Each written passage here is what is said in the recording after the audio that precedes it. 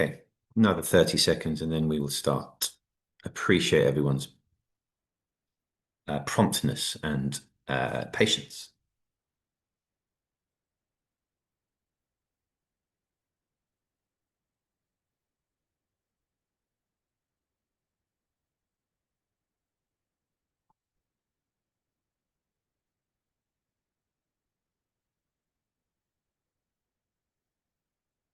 Okay, all right, let's get on with it. Thank you, everyone. Welcome to a, a short session. It should only be about 45 minutes to an hour.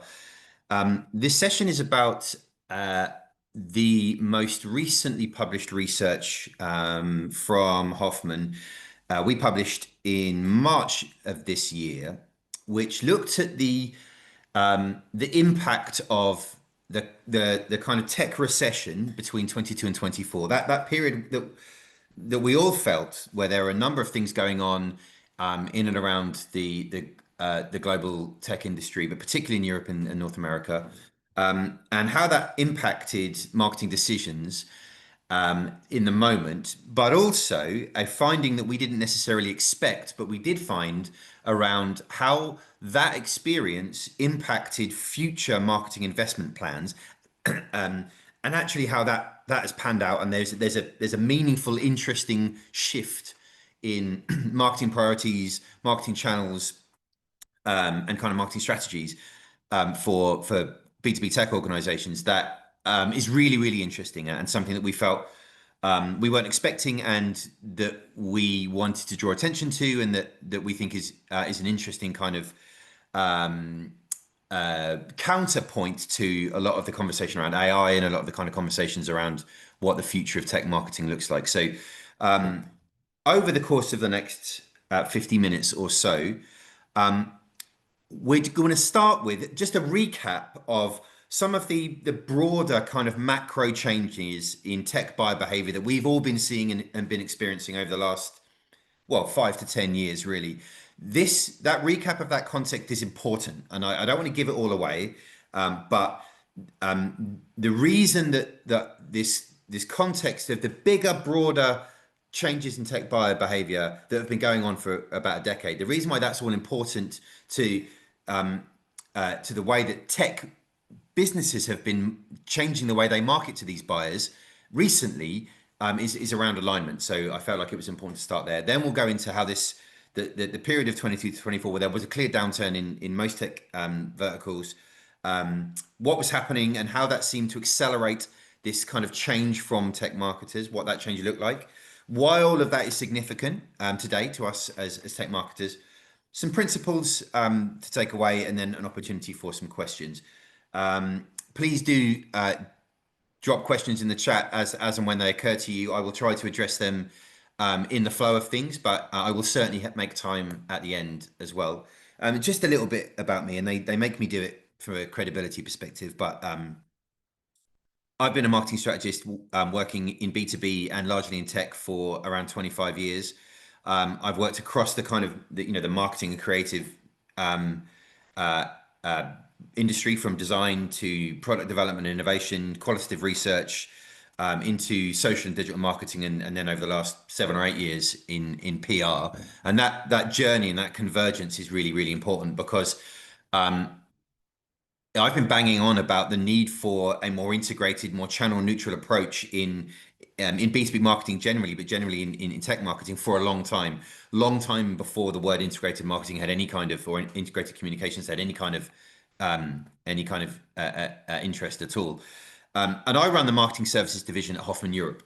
And within my team and my division, we help tech businesses specifically focus on driving brand value by thinking about brand as well as product, by creating long-term multi-channel marketing programs that are consistent but specific to channel, and using those two things, brand and kind of a multi-channel, multi-format approach, to improve overall marketing effectiveness and ROI. And these are the things that tech businesses come to me for, and that my team are more than happy to help with. Any further questions around that, do let me know at the end. So, a recap on some of the tech buying behaviors that have been going on for a long time that provide an important context for the rest of the session. All of these should be familiar with us all. All of these should, in one way or another, I'm sure we are factoring into our kind of marcoms and our marketing planning. But yeah, important context. The first one is really important, right? The average buyer for all complex B2B solutions, and particularly tech, is not an individual buyer. It's at least on average 8 individuals. And that increase of the individuals making decisions about these things is on the rise, and it's up nearly a quarter over the last 10 years. And nearly 90% of all B2B tech purchase decisions not only involve 8 individuals, but also involve more than 2 different departments. So they're different types of individual. That's important, and that will become increasingly important as we go through this. 8 in 10 buyers know what product they want before they start the research, and 7% buy their initial preferred solution. Really, really interesting and important stat. That's kind of confirmation bias.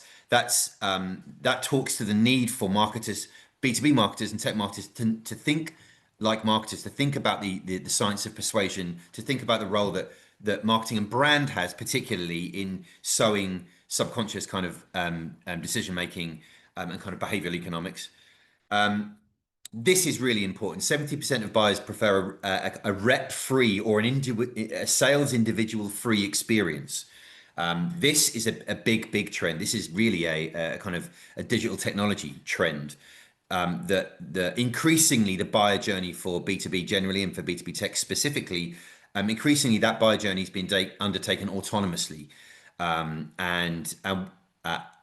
at the same time, this kind of self-service, and while this self-service is preferred, it often results in a bit of kind of vendor regret. And that's because, from my perspective, I don't think vendors are doing enough of the contextual kind of brand-led sell across the marketing channels that they are using.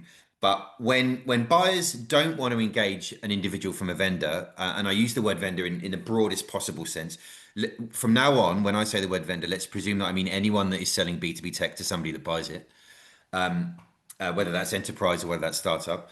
The significance of the fact that the buyers don't really want to engage the vendors or their individuals until very late in the day, and sometimes not at all. It means that they're using a lot of different touch points in order to make decisions, and they expect, if you're selling tech, they expect you to be giving a full brand, organization, and product content experience when in the places they're looking for information. 9 out of 10 B2B purchases stall during the buying process, with 81% of buyers kind of dissatisfied with chosen provider. A lot of the reason for this stalling is a lack of consistency across channels. When the average tech buyer uses 14 different touch points to make a decision about technology or make a decision about a vendor, there's a lot of different gaps to fill. There's a lot of places where a buyer might fall through the gaps during the process and then stall. And when you know that you need to be delivering brand comms and product comms across 14 different touch points, you need to really be thinking about your marketing as an equal balance and an integrated balance. 50% of tech buyers say that perception of a vendor's brand, rather than perception of their product or technology, is either the most important factor or the only factor in influencing their buying decision. Now, that is so important, and I'm just going to reiterate that. 50% of everyone that buys enterprise level tech says that perceptions of an organization and a brand are more influential than perceptions of their products and solutions in influencing their purchase decision. People buy brands, and it is not a glib marketing thing to say, it's a fact. And all of these statistics come from available research. Some of them come from our own research. All of that research will be made available to anyone who wants it.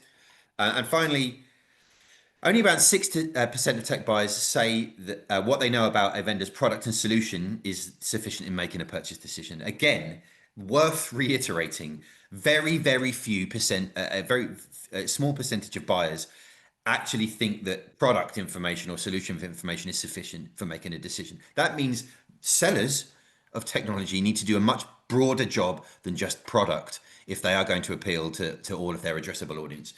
These are the big macro shifts that have been going on in tech buying for a long time. They are increasing. They're changing year on year. They provide a really important context for the next kind of two-thirds of the deck. And what that means um, uh, in terms of what B2B tech businesses are, or the marketing mix they're using, um, as you can see, what we've got is the larger circles are where the most amount of investment is driven. The yellow circles are ad hoc and sometimes not invested in at all. And then the blue circles are part of the typical conventional tech B2B marketing mix, but aren't obviously prevalent. And what we can see is something that we should all be familiar with. Trade shows, lots of lovely earned media, email are the go-to channels, go-to tactics. Organic LinkedIn is used increasingly, right? Everyone loves an organic LinkedIn post. Webinars are used, a little bit of PPC, a little bit of SEO, and a little bit of ABM, but there's nothing kind of joined up about it. And then industry analysts are ad hoc, influencers even more so, and YouTube as a platform is well, YouTube and influencers, I would say, in B2B tech are grossly under leveraged. But the typical marketing mix, despite everything we've seen here, most tech brands that I see, most tech brands that I work with, and I think this should be familiar for everybody here, is that trade shows and media, email, and organic LinkedIn are the channels that are spoken about the most, are thought about the most. Trade shows, events in general, and then less so the digital side of webinar, SEO, and PPC and ABM, and then even less so industry analysts and YouTube. What that means is that we have an unbalanced conventional marketing mix within B2B tech, and over-indexing on conventional, traditional, one-to-many tactics like media and email. Over-reliance on trade shows is the only one-to-one personalized kind of forum, and I think a difficulty in placing kind of LinkedIn somewhere in the marketing mix. Some people say it's an editorial platform. Some people say it's a publishing platform. Some people say it's only about individuals. We have a perspective on it, but I think ultimately it's much better when thought of as one in a number of marketing channels. So what we can see already, and something that I think has existed for a long time, is that there is a gap between the conventional marketing mix, but how buyers actually buy, right? And this gap looks like buyers go through a process of multi-channel information gathering, 14 different channels at least. I have the data, it's available to you. But they use multiple channels. That means they use multiple formats, lots of different ways of experiencing a vendor's content. They expect their needs and outcomes to be addressed in this kind of content. They don't expect over product sell. They want a sense of personalization to come from vendors being familiar and empathizing with their needs and outcomes.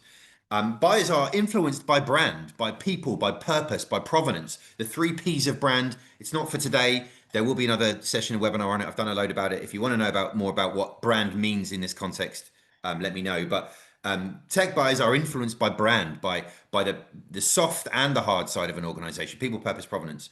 And they don't really want to engage sales reps or individuals. And yet, conventionally, B2B tech organizations operate marketing channels in silos, and only really kind of heavily think about and invest in 3. Overly focused on mass comms across email and media rather than more customer-centric comms and messaging. Prioritize product and solution over brand marketing. I think that's a safe thing that is the case, even though on an individual one-to-one level, marketers might say, yeah, we understand the importance of brand. Generally, it is all of our experience that B2B tech organizations prioritize product and solution marketing over brand marketing.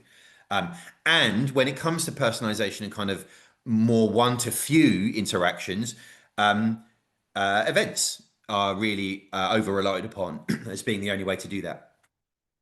So this, we can see right here, is a gap. And this has existed for a long time between how buyers behave and how B2B tech marketers, it's B2B tech businesses market themselves. And that gap is okay. That gap means that people like me have a job. So, it's not the end of the world. But the kind of punchline to this whole session is that gap is being closed by forward-thinking B2B tech brands, and it is the downturn that seems to have been a catalyst for this change. And so the next few slides are an outline of our recent research, our recently published research into what was happening. But generally, we all saw it, we all felt it. In 2022, there was a kind of broad tech downturn, and it forced a lot of tech marketers to change. And the research that we did was looking at what that change looked like, why it existed, and what that might mean for the future. And please bear this kind of this gap in mind as we go through this, because it's really interesting. So next few slides are to rattle through what we should. This should all be familiar. What we were experiencing between 22 and 24, and whether you were an agency or whether you were in a tech organization, you should be familiar with some or all of these. This has come directly from our research, but what was a fact is that there was higher expectations with less resource, let's say, right? Whilst competition became more intense because many marketing teams were reduced in resources, in people, in tools, in technology, and investment. There was this kind of pervasive feeling that marketing teams were overextended during this period and under greater pressure in order to deliver with few results. And some of the kind of outliers here are 47% of the people that we spoke to agreed that they needed to deliver exactly the same with lower budgets. 32 said exactly the same with lower resource. 38% said the expectation was the same whilst dealing with increased costs, and all of that combined to create a sense of higher expectations with less resource. We all know what that feels like. It's not a nice kind of pressure to be under. And as we go through the next three slides, I'd encourage you to kind of keep in mind what that feels like and what that means for decision making. As well as that, there was a kind of increased demand for ROI across the marketing mix. 65% of the people we surveyed felt that the increased demand for ROI, for more immediate ROI, was their key challenge between 22 and 24. And that challenge was not the same as it was at any other period before. So this need to drive growth while at the same time achieving greater ROI create this kind of dilemma, really, of having to sacrifice long-term value for the sake of quick wins. That is understandable when the vast majority of marketers feel like the demand for ROI was a more pressing challenge than ever before between 22 and 24 for obvious reasons: lack of resource, lack of costs, lack of tools, lack of people, feeling like there was an increased kind of competitiveness. This pervasive sense of a focus on ROI and a more immediate focus on ROI is a really, really important factor here. And what that means really is a shift to shorter term planning. Such demands add this kind of pressure into marketing teams, and on top of reduced time frames, which only kind of exacerbate this difficulty. It's obvious that that a lot of the marketers that we spoke to shifted to this sense that that timelines to achieve KPIs were less and less achievable, and so therefore the tactics that were employed were more short-term tactics. And what we absolutely saw in the research between 22 and 24, there was a kind of a lurch away from some of those conventional tactics and channels that were harder to derive an ROI from, certainly harder to derive a short-term ROI from, towards some of those obvious kind of performance-led tactics they're just easier to track and easier to show where the money's going. And what we can see here is that 75% of the tech marketers that we spoke to said that SEO, performance, and automation were the tactics that saw the most focus between 22 and 24. And that kind of ties the last 3 or 4 slides up really nicely. When you're in an environment where there is less resource, greater costs,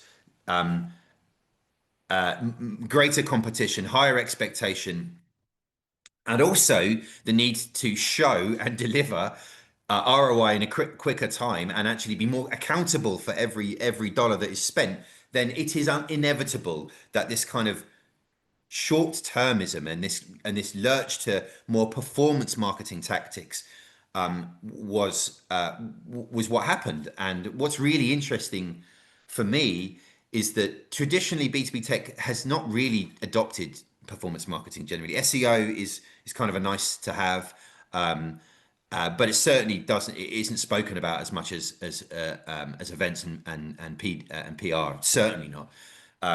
And generally, on top of SEO, performance marketing also means PPC and paid display and paid social and ABM and kind of automation. All of these things are easier to show a short-term output for, and at least it delivers data in the short term. And they are things that in my 25 years of experience, I can safely say that tech businesses don't prioritize as much as the more conventional trade media events, kind of email marketing side of things. So looking at that 22 to 24, looking at that kind of tech downturn, from a positive perspective, necessity is the mother of invention, right? And often we don't make the change that we know we need to make until we are forced to make it. And so what the downturn provided was a impetus and a need to look at other tactics and actually over-index on some of those shorter term, more performance-driven tactics in order to keep the wolf from the door. Really interesting. We weren't really sure how this research would go, and this first part of the research, which just looked at what happened and how that was how marketers kind of felt about it between 22 and 24 was really interesting. So back to this conventional tech B2B channel kind of mix. We've gone from that to something that looks a little bit more like that. Not a massive difference, but what we can see here is there is a much greater parity between SEO, PPC, and email and earned and trade. So trade and earned was slightly less invested in. Organic LinkedIn slightly less, much more on SEO, a bit more on PPC, a bit more on webinar and ABM. And what we're seeing is that all of a sudden, almost by accident, a greater parity. The circles are of a similar size, similar kind of investment, and similar levels of priority. Necessity is the mother of invention, and what we've seen is almost by accident the invention of a more integrated approach. But this wasn't just reactionary. The next part of the research showed that the experience of being forced to use more digital-led, more performance-led tactics in the conventional B2B marketing mix has actually changed long-term marketing planning. Or there is clearly a relationship between the experience of being forced to use performance-led and being forced to show a more imminent ROI and long-term marketing planning. And this is the bit of the research that we really didn't expect. What we saw is that for the first time in a decade of doing this kind of research, so we research tech buyers and we research the way that tech businesses operate every year and we have been doing for the last 10 years. For the first time, what we saw is the majority of marketers that we spoke to said that brand strategy and brand would be their priority between the year for the 2 years going forward from 2024. So we conducted this research in the last quarter of 2024, effectively. And yeah, projecting 2 years ahead, nearly half of everyone we spoke to, and certainly the majority of everyone we spoke to, said that brand strategy would be their most important, then demand gen, and then PR and media relations. That's a priority mix that we've never seen before, and we've also never seen the similarity in the numbers. What we can see here is 45, 37, and 37 for demand gen, but we can also see 35 as analyst relations, 32 for ABM, 32 for thought leadership, and even the lowest at 25, between 25 and 45 in terms of the top and the bottom of the priority list. That's not a massive swing. That is a relative parity across the marketing mix. Really interesting that the response to the question of what do you see as your priorities for marketing investment over the next 2 years, we see this kind of channel agnosticism, I think, really, this appetite to be a bit more expansive in terms of balance of investment. And obviously, when you're thinking about a marketing mix like this with equal emphasis on this, you are innately also thinking about different types of content and different ways to engage customers across these touch points. And obviously, naturally, we also saw a greater focus on planning for multimedia content over the next 2 years. So native social media content will continue its kind of rise of investment. The majority around the question of what formats would you look to invest in more or less of over the next 2 years. 38% said pledge more funding to native social media content. Native social media is really important there. That isn't just dropping in a link to some PR coverage you've got. It's actually using LinkedIn as the platform it should be used, as a publishing platform, as a video platform. Now, whilst it could be argued that it's kind of logical that native social media content would be invested in, we can see a relative parity again between video, between infographics, between press releases, between emails, between podcasts. This is another format parity. It's not something that we've really seen in terms of how people expect to balance their marketing budgets looking forward. There seems to be a greater appreciation for that multi-format and multi-channel marketing is a better way to drive engagement and to align with customer behaviors. And there is a really interesting point later on that we get to when we asked everyone, all the tech marketers that we spoke to, whether they feel their new plans are better or more or less aligned with buyer behavior. There's a really interesting response to that question. I don't want to give it away. Really interesting on top of that kind of format usage is the expectation to invest more in what we would call kind of more immersive digital experiences. Webinars, big expected greater investment, as well as podcasts. These are the two obvious, excuse me, two obvious ones from a B2B tech perspective. There are others, but I think this shows that again, it just shows the story of greater parity, not just in channels, but in ways of thinking about putting brand out there, and particularly podcasts. Podcast is very much a kind of a people and brand led platform. Webinars, you can get very technical, you can get very kind of product focused, but this is a healthy investment in more lean in kind of immersive content experiences. And that was a really kind of healthy and pleasantly surprising outcome. We did clearly link the experience of 22 to 24 forcing tech brands to take a more performance, more short-term led approach, and therefore maybe seeing the benefits of it. And then when they were planning from 24 onwards, and everyone we spoke to felt like the next 2 years were going to be better than the 2 years from 22 to 24. So what we saw is optimism for the future aligned with a greater parity across channels and a greater parity across or greater investment across new and different content formats. And here we are at the end of 2025, and that expected investment has played out. And I was umming and ahhing about what kind of data set I should use to kind of validate this, and I've used my own. It felt like the fairest thing to do. So this data is my own marketing services team within the last calendar year. My team grew 70% over the last financial year. So that's from kind of late 24 to now. That's a relatively kind of record growth. And so given that my marketing services team specifically helped tech brands deliver integrated multi-channel, multi-format marketing, that growth is not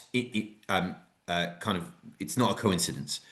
90% of our work in this financial year has been multi-channel. That means that we're working with clients on more than one channel at a time, equally aligned with what we saw the research said would play out when we conducted it in 2024. And again, 50% of the revenue that we've had since 24 has been brand focused and on brand focused campaigns and activity rather than classic product marketing. Still, there a lot of our work is very much demand gen focused, and a lot of our work is very much lead gen focused, which has to be a little bit more kind of product led. But half of the revenue we've generated in the last year has been around kind of brand campaigns.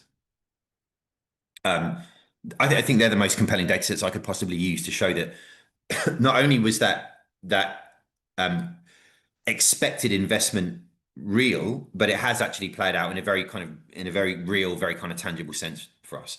And we are working with clients on a number of different programs: demand gen, exec profile building, brand storytelling, social media. So we are experiencing what the research told us to expect.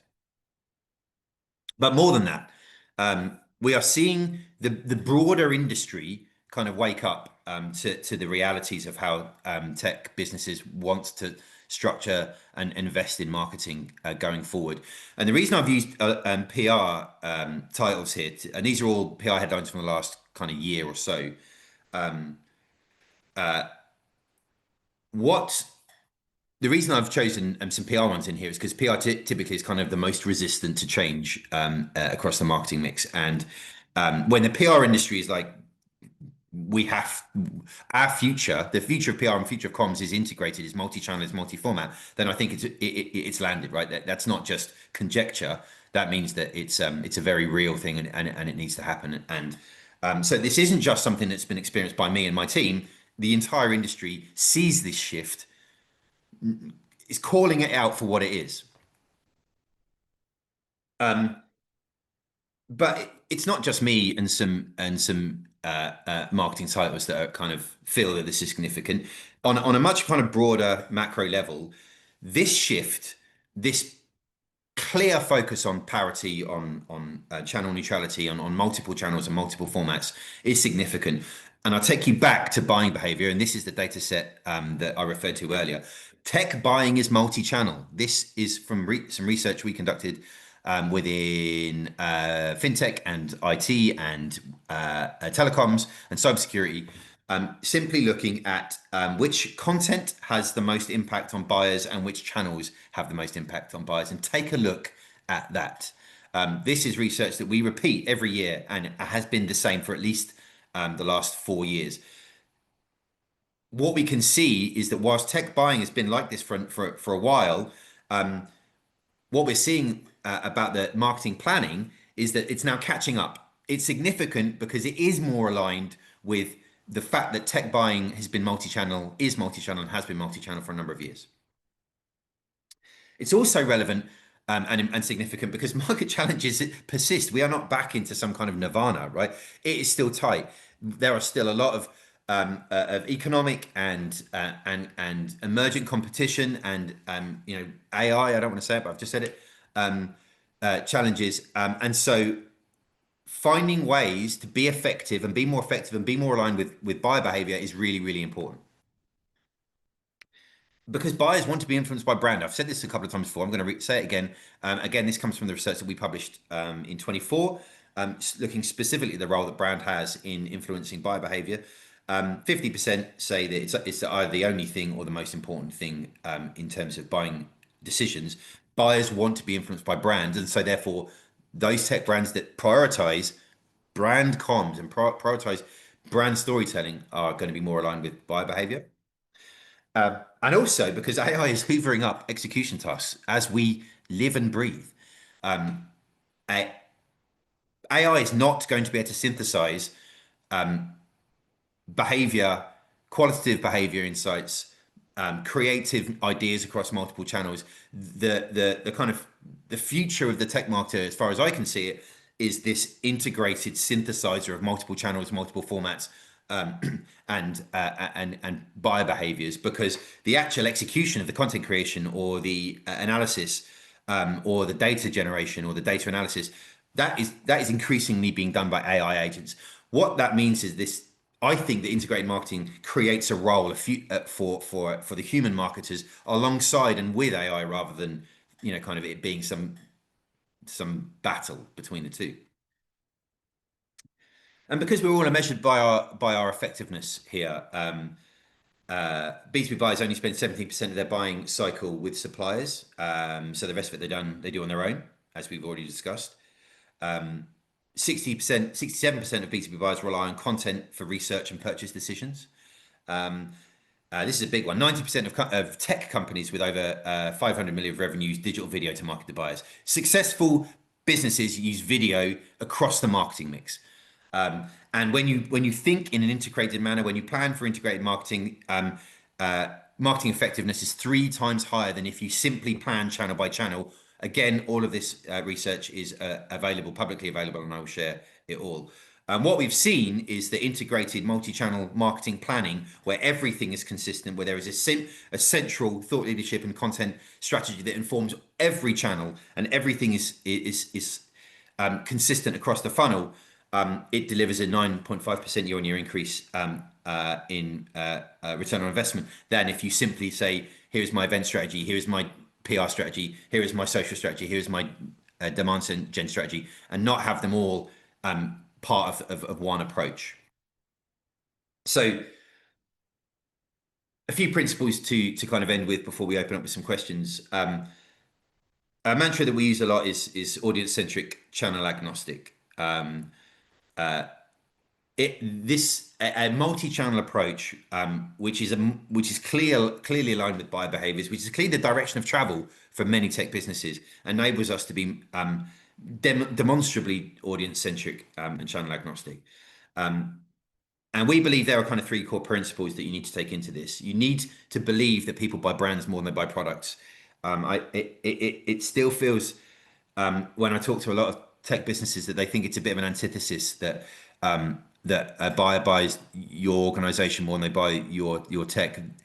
It's a fact, particularly in tech verticals where there's very little IP to separate lots and lots and lots of different brands, which is most tech verticals. In any tech vertical that's fragmenting, or there's a lot of emergent competition, people will buy the brand more than they buy the product, which means that we're in the business as tech marketers of building brand value. We need to truly believe that people use multiple channels to make purchase decisions, and therefore they need to be consistent. That is absolutely fundamental. Your marketing ROI, you will sell more products if your marketing planning is multi-channel and multi-format, and all of that is consistent. And messages and ideas and thought leadership need to be delivered in multiple formats to be effective. It is not enough to invest in a research report, do a bit of PR, and then hide it on your website. You are under leveraging the investment on your in your content if thought leadership exists as one piece of research in a report and some PR coverage, right? That's really 2 formats. Whereas actually, any kind of thought leadership you invest in should be at least 11 different formats, at least video, vox pops, blogs, articles, bylines, organic content, paid content. The more formats you use, the more of those channels that buyers use to make decisions you're able to be on. And that enables you to build multi-channel campaigns from the kind of ground up. And what you'll see here, the most important part of this slide is that you don't think about channels until the end. You start with the platform.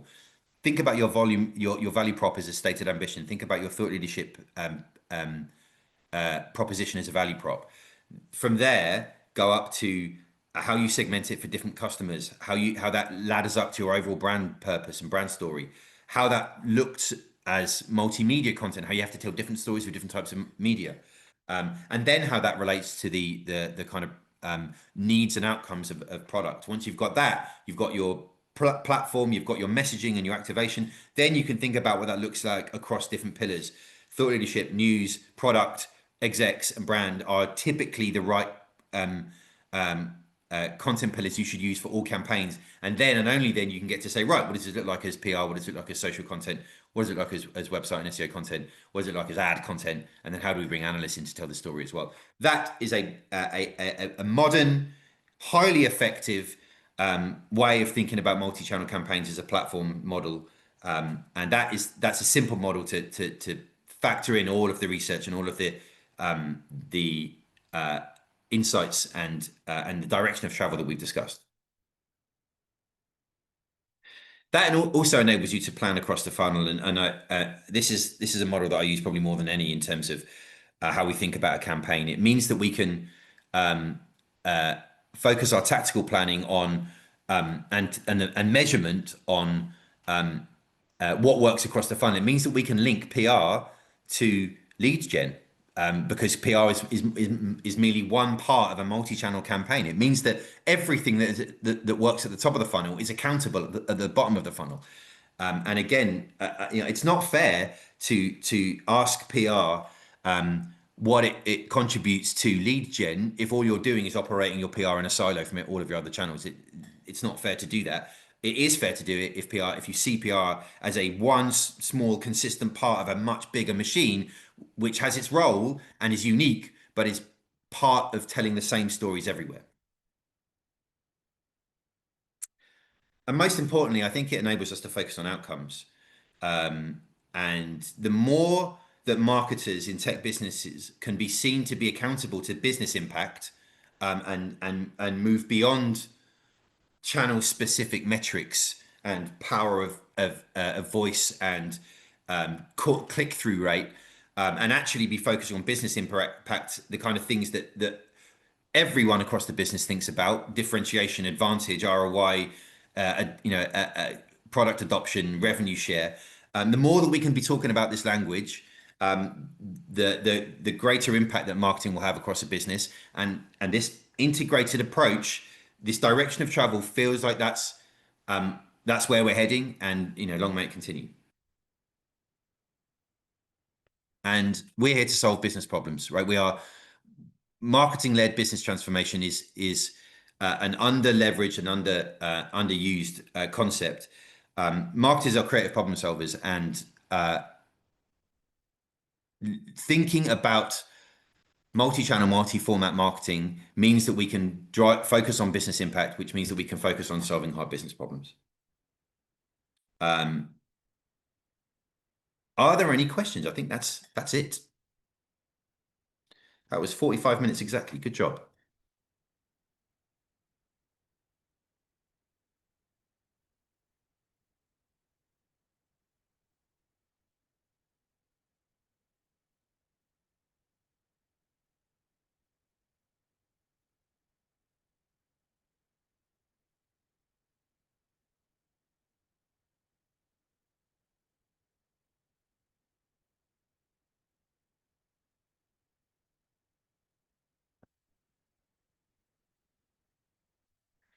Okay, we've got a couple. Here we go. Do the same principles apply for B2B tech services? Yes. Yeah. We're not distinguishing between tech products, tech solutions, or tech services. This is a broad, a lot of the customer buyer behaviors that we discussed at the beginning are broad across all B2B industries. They are specifically applicable to tech products and tech services. So absolutely, all of these principles and all of this research applies to B2B tech services. How else does this shift in marketing investment been manifest since 2024? That's an important question. And I was on a PR Moment podcast talking about this research a few months ago, and I was talking with Ben about what he had seen across the industry, and what Ben was able to provide was a broader context for other kind of PR agencies that had seen the need to focus on more integrated campaigns, had seen the need to adopt more integrated language. Again, I showed the slide that showed the marketing, the PR and the marketing industry has begun to use this language as a future for kind of communications. So yeah, I can see the shift in marketing investment manifest across those kind of totems of the industry. The media titles are talking about it. Journalists who talk to lots and lots of agencies every day are saying that every agency are having these kind of conversations with tech brands. And if agencies are experiencing it, and agencies obviously work with multiple tech organizations, then you can be sure that this is applying, and this is very real for the majority of the industry.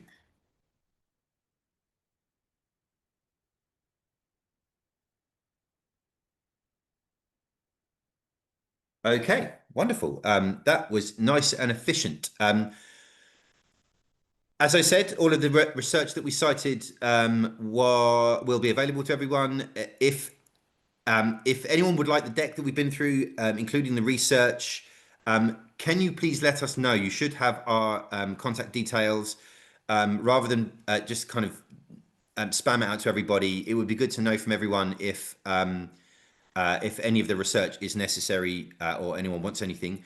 There are a couple of other next steps or next actions that we generally take from webinars. We do a semi-regular marketing planning clinic at our office in King's Cross, where we invite anyone who's interested to come to our mezzanine floor in the evening and for a couple of hours and talk about some of the challenges in integrated marketing planning and multi-format and multi-channel marketing planning. And we talk about how kind of best practice. So if anyone's interested in the next marketing planning clinic, come. Equally, we we do in-house clinics as well. So if you want us to come in and look specifically at your marketing plans, or for any clients or for any brands, we are more than happy to come and spend a couple of hours looking specifically at your plan and give an audit really and a bit of an insight into ways to make that a little bit more balanced across multiple channels and across and leverage kind of key messages across all of the formats and channels you need. I think that is that. So thank you everyone for your time, and we will see you very soon.